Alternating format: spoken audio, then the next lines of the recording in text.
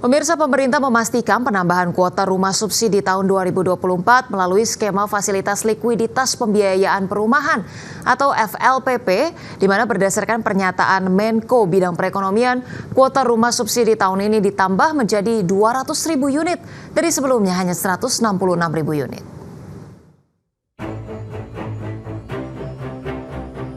Menteri Koordinator Bidang Perekonomian Erlangga Hartarto mengatakan kuota rumah subsidi skema fasilitas likuiditas pembiayaan perumahan atau FLPP untuk tahun ini bertambah. Menko Perekonomian menyebut kuota rumah subsidi skema FLPP ditambah menjadi 200.000 unit dari sebelumnya hanya 166.000 unit. Adapun kebijakan penambahan kuota rumah subsidi bagi masyarakat berpenghasilan rendah ini berlaku mulai 1 September 2024. Selain menambah kuota rumah subsidi, pemerintah juga memberikan insentif lain, yakni insentif pajak pertambahan nilai ditanggung pemerintah atau PPN DTP untuk sektor perumahan yang berlanjut hingga akhir 2024. Kebijakan PPN DTP 100% ini berlaku mulai 1 September 2024. Menurut Menko Perekonomian, kebijakan-kebijakan terkait rumah subsidi tersebut sebagai upaya pemerintah meningkatkan dan menjaga konsumsi masyarakat di kelas menengah. Lantaran kelompok ini memiliki peranan penting sebagai motor utama penggerak ekonomi nasional. Sebagaimana diketahui, konsumsi kelompok kelas menengah tercatat tumbuh sekitar 12% setiap tahunnya sejak 2002. Tim Liputan IDX Channel.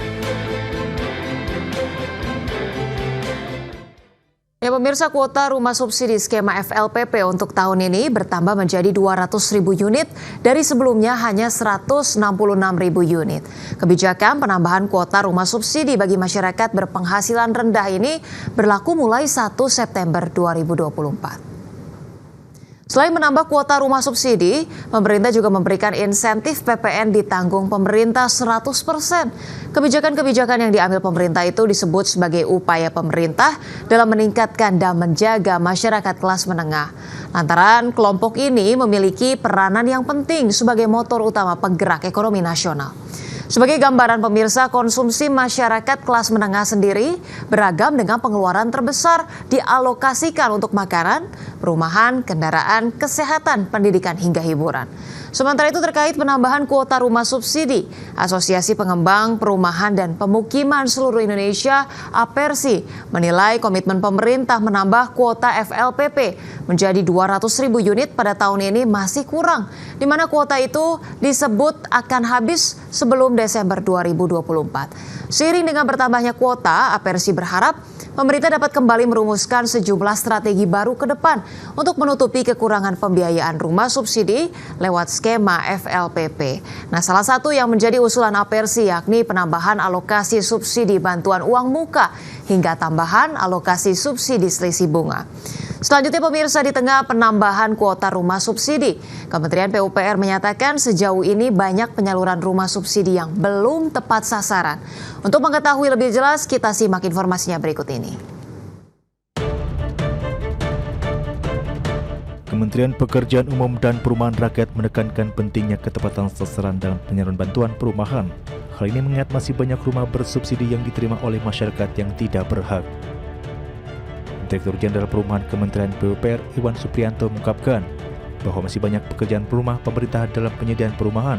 Salah satunya menyangkut data kekurangan kepemilikan atau backlog rumah. Menurutnya, penurunan angka backlog perumahan dari 12,7 juta pada tahun 2021 menjadi 9,9 juta unit pada tahun 2023 hanyalah sebuah indikasi. Pada kenyataannya, pemerintah masih belum memiliki data individual yang spesifik mengenai masyarakat yang masuk dalam kategori membutuhkan rumah. Direktur Jenderal Perumahan Kementerian PUPR Iwan Suprianto juga menyampaikan bahwa kuota bantuan program subsidi perumahan melalui skema FLPP yang mencapai 166.000 unit tahun ini telah habis dialokasikan. Namun ia menemukan banyak rumah bersubsidi di beberapa provinsi yang kosong tidak dihuni.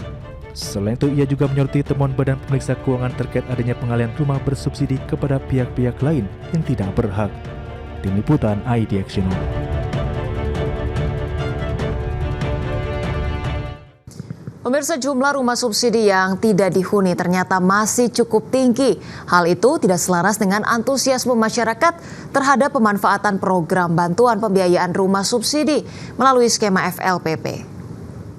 Direktur Jenderal Perumahan Kementerian PUPR Iwan Supriyanto menyampaikan bahwa kuota FLPP tahun 2024 yakni sebanyak 166.000 unit rumah subsidi telah habis terserap.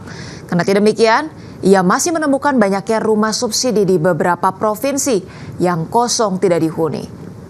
Tingkat kekosongannya mencapai 60 hingga 80%.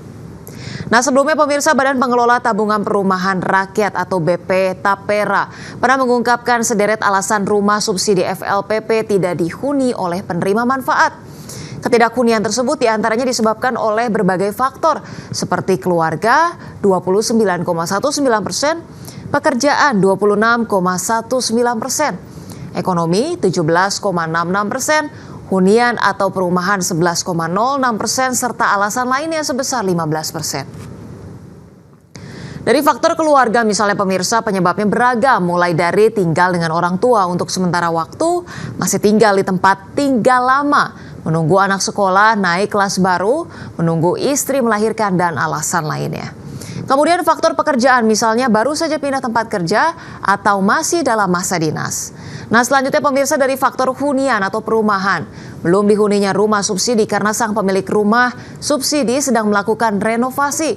Sementara itu pemirsa, demi memastikan kualitas rumah subsidi, pemerintah terus mengawasi pengembang rumah subsidi. Lantas seperti apa pengawasan yang dilakukan? Berikut kita simak informasi selengkapnya.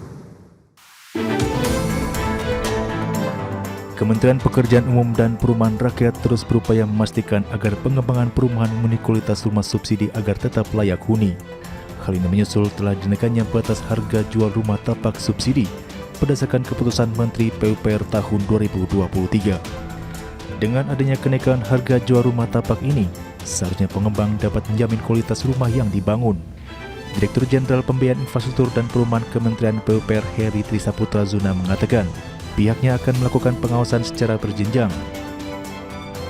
Salah satu pengawasannya melalui perjanjian kerjasama, di mana masing-masing pihak baik itu pengembang rumah subsidi dan perbankan menyatakan komitmennya untuk menjamin kualitas rumah yang dibangun dan dijual ke konsumen layak huni. Yang merinci dalam perjanjian kerjasama, pengembang rumah subsidi menyatakan komitmennya untuk membangun rumah subsidi dengan kualitas yang baik, sementara perbankan berkomitmen untuk memberikan pinjaman hanya untuk pengembang rumah subsidi yang berkomitmen membangun rumah subsidi dengan kualitas yang baik. Tim Liputan IDX. Ya pemirsa, seiring dengan pengawasan yang dilakukan, pemerintah pun berharap komitmen dalam menyediakan rumah subsidi layak huni bukan hanya tercantum di dalam perjanjian kerjasama semata, tetapi benar-benar datang dari dalam pengembang rumah subsidi itu sendiri.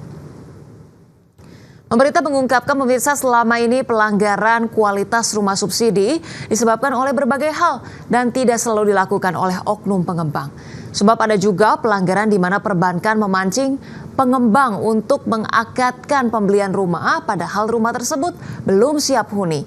Nah, sementara itu di sisi lain pemirsa, Asosiasi Pengembang yang diwakili oleh Real Estate Indonesia atau RE ini meminta DPR untuk mendorong Kementerian Keuangan agar dapat berkomitmen untuk mencairkan subsidi rumah murah melalui skema FLPP tahun 2025 pada awal tahun atau tepatnya bulan Januari. Nah, karena pengembang menyebut selama ini mereka harus menunggu pencairan subsidi sampai Februari, bahkan sampai awal Maret, padahal di saat yang sama banyak biaya-biaya yang ditanggung oleh pengembang seperti biaya overhead, biaya bunga, dan biaya-biaya lainnya. Yang jelas pemirsa, kita kawal terus bagaimana kemudian pemerintah bisa terus menambahkan subsidi untuk rumah ini, tapi kemudian bagaimana pengawasan yang dilakukan. Kalau perlu nih dibuat kemudian adanya lembaga atau institusi yang mengawasi agar kemudian subsidi untuk rumah ini betul-betul bisa tepat sasaran dan salurannya ini betul-betul yang menerima manfaatnya adalah masyarakat berpenghasilan rendah. Dan pemirsa, kita cukupkan informasi di segmen kali ini. Pastikan Anda masih bersama kami di IDX First Station Closing.